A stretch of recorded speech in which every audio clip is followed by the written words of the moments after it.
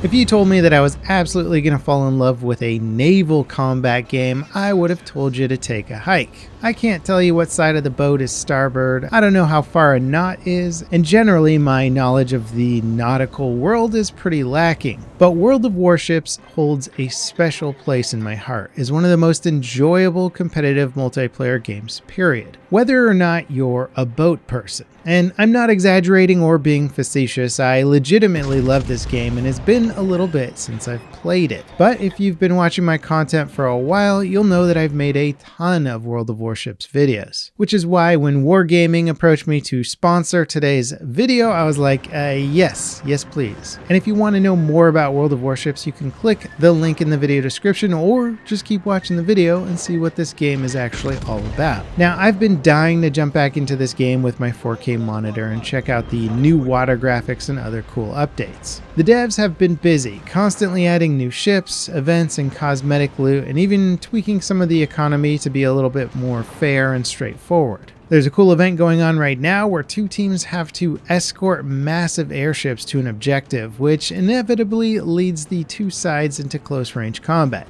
It's actually a pretty solid mode with lots of strategy.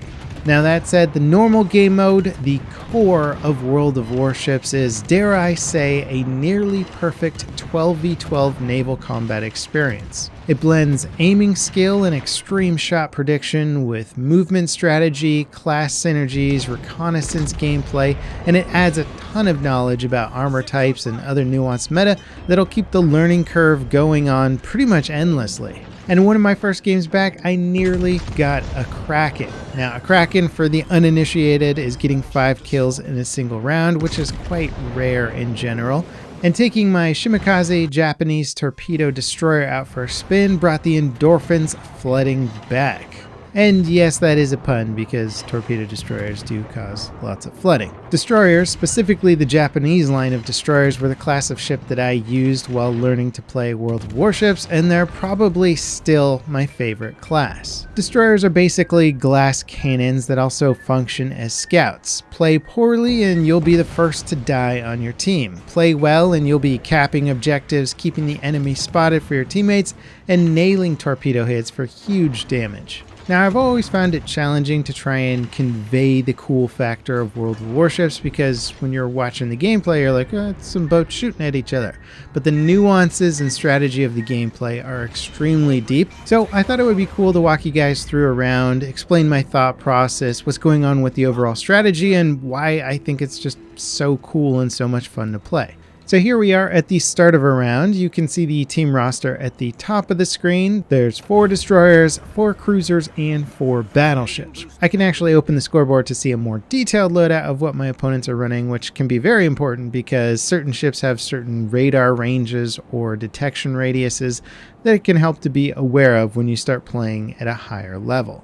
In the bottom right corner, you can see the map layout and our team position. You can see that my team is broken up into 3 different groups of ships here, and they're starting to spread out, some going to the left, some going to the right. I've also enlarged my minimap here because so much of the game is played on this map. The white circles around my ship represent the gun range and torpedo range, and the blue dotted line represents my detection range. Destroyers have some of the shortest detection ranges out of any ships, which makes them ideal for scouting, so they can see other ships before they see me. And when I'm playing, I'm going to be looking very closely at these circles and how close they're getting to other ships to make sure that I'm not detected. Generally speaking, destroyers want to spend most of the round not being detected by other ships, where other classes like battleships can be detected most of a game exchanging volleys of fire. And you'll see I'm getting spotting ribbons here for spotting other ships for my teammates who can now take shots at them if they choose to do so. I've also used my speed boost, as you'll see on the lower bar there, that helped me get on this central point as quickly as possible so that I can contest it, try and win it for my team. And right now I'm mostly concerned about another aggressive destroyer. Destroyers like to push the central points. They're the only ships fast enough to get here. And sure enough, there's one spotted. You'll notice that I spotted him before before I get that little detected notification on my screen. So I have a slightly better concealment radius than he does, but he spotted me nonetheless. I shoot out my entire volley of torpedoes into the smoke cloud that he just released to conceal his location. I'm also releasing smoke to try and make sure I'm not getting spotted, and sure enough, there's torpedoes already on the way. That means he fired those torps before he could even see me, and this one's getting close and misses me by just an inch. And destroyers are very light ships in this game, so they can potentially be one-shotted by a powerful torpedo. Now, those shots had been fired well before he knew where I was. He was basically guessing because he saw the flag being contested or captured in the center of the map and figured, well, he's probably hiding behind this island over here, which was a pretty darn good guess. And it's where I started to go after he saw me. So I'm noticing that I don't have any close range support right now, and because I am the Shimakaze, a torpedo heavy boat, I'm not really a destroyer that's going to win a gunfight against another destroyer. My specialty is having 3 massive torpedo launcher racks that can each fire 5 torpedoes.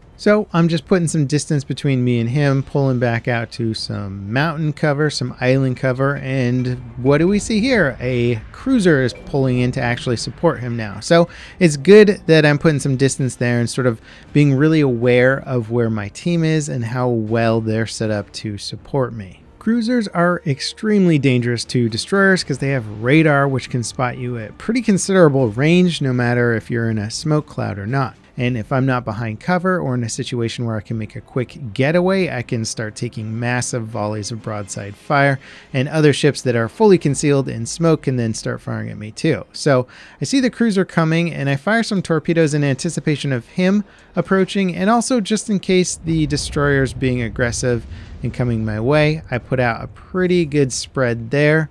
They did manage to capture the central point back from me, so I just wasn't in a position to really hold it. Watching my torps go, one of them impacts the island, and look!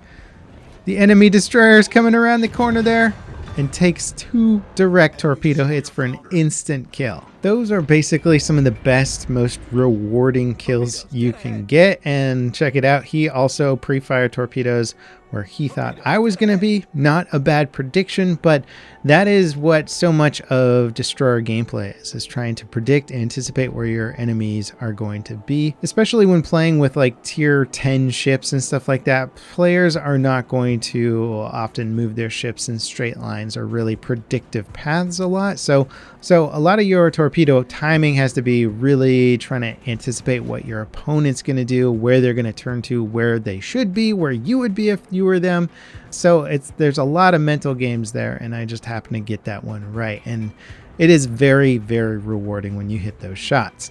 Now, my team also took out their cruiser at the center there, so I'm pushing back onto the midpoint here to capture this point back from them and basically put their team in a position where they're really going to have to start aggressively pushing in to take points, which means that they're going to probably have to put themselves in disadvantageous combat situations. Now, I'm going to finish this capture here. I'm aware of that cruiser that's moving between those islands over there, waiting for my torpedoes to recharge so I can potentially put some shots towards his way. And I'm also starting to notice that the aggressive plays on the right side of the map don't seem to be playing out for the enemy team, and one of their battleships is getting dangerously close to a canal over there.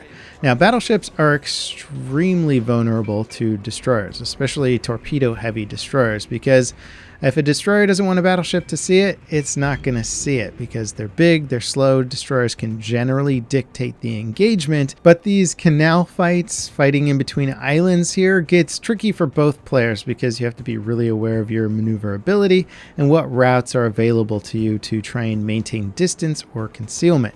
So I'm coming around the corner here, and this battleship is heading this way, and I got quite a few torpedoes ready and waiting for him.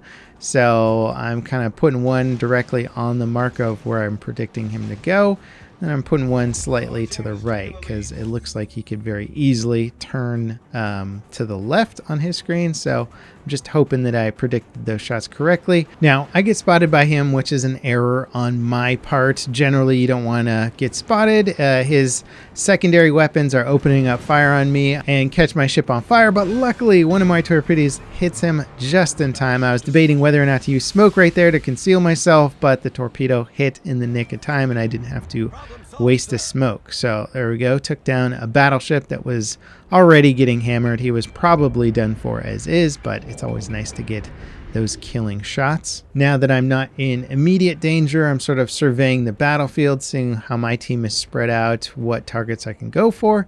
And there seems to be some battleships over here that are more or less not being protected. So those are excellent targets for a destroyer. The enemy team does still have 2 destroyers up. One has been spotted previously on the right side of the map, and the other one I don't think has been spotted yet. So I just gotta be aware that there could be a destroyer defending one of those battleships. So you always have to anticipate that just in case. And that's generally when you screw up as a destroyer captain, is just not anticipating the other ships. You get lured in with a big juicy target and forget that, oh yeah, there might be a destroyer or a cruiser nearby that's about to radar me and just pop me out in the open, and that would be it. Luckily, their 2 cruisers are on the other side of the map, so I'm really only concerned that there might just be a random destroyer hidden out here. So I'm making my way towards the 2 battleships here, trying to figure out which one's going to be a better target to go for. Sticking close to islands is always a good idea, as they can be used for physical cover when you do get spotted unexpectedly. And here we go. I'm going to launch everything I got against this battleship. I'm just going to try and predict that he's going to be doing some movements, so I make my spread across that entire opening area there. And my friendly destroyer over there also launched his entire volley, so this guy's got a ton of torpedoes coming his way. I also realized that I could potentially try and shoot over this mountain while remaining concealed against him. So I'm going to start backing up to see if I can actually land some shots on him. He actually has sonar though, so I get spotted, or somebody has sonar. And watching the torps come in here. Sure enough, we get a hit. Just one hit, unfortunately, but his health is so low right now. So I'm going to back out here, see if I can put some actual HE rounds on him. Destroyers pretty much only want to shoot HE rounds because those will catch the superstructure of a ship on fire, causing good damage over time. Now, I'm watching his main guns to make sure they don't start turning towards me, because that's always a concern. And there we go. We got a fire on his superstructure, and we get the kill from the fire. That puts us up to 3 kills so far this round, and this little destroyer next to me seems to have taken a bit more damage in that exchange than he probably wanted to. But now we got the entire left side of the map clear. We're way up on them in terms of numbers of ships compared to their numbers of ships.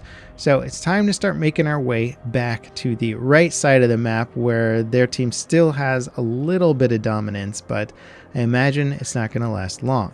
Alright, so I've pushed back towards the other side of the map. They're down to a single battleship, a cruiser, and 2 destroyers, which I still don't know where those destroyers are.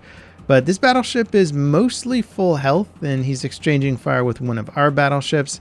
Not really giving him an angle here, and I've got a perfect opportunity coming around an island. It's going to be very close quarters. It's dangerous for the destroyer to do it, but if you can get this massive broadside of torpedoes in close range on them, you can definitely win. I am going to pop the smoke here, though, because the damage I'm going to sustain from this battleship could be pretty substantial if I don't. So I pop the smoke, I lose visual, waiting for the torpedoes, and we get 4 massive torpedo hits for an instant kill on the battleship, which is, those are such fun, satisfying kills to see that kind of damage drop in one volley. It's huge. It's more damage than I put out the entire rest of the game.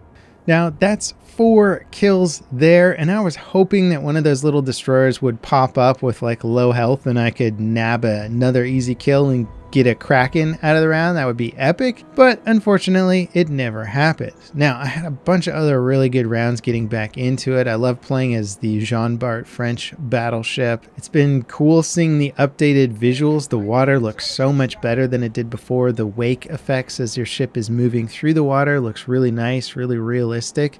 It's It's been fun coming back to World of Warships, I have to say. There's new abilities, there's new upgrades for your ships, there's all kinds of new ways that the economy works that I have to kind of get used to now, but it's really great coming back to that same solid multiplayer 12v12 formula with now updated graphics and some other improved quality of life features. Again, I highly recommend this game. I know this is a sponsored video, but I think the history of my channel shows that I've been playing this game quite a bit of my own accord and just really enjoy it. And on that note, if you want to watch some more World of Warships stuff that I made, check out this Jean Bart video where I play one of my favorite battleships in the game, chasing down that slippery Kraken. That is, getting 5 enemy kills in a single round.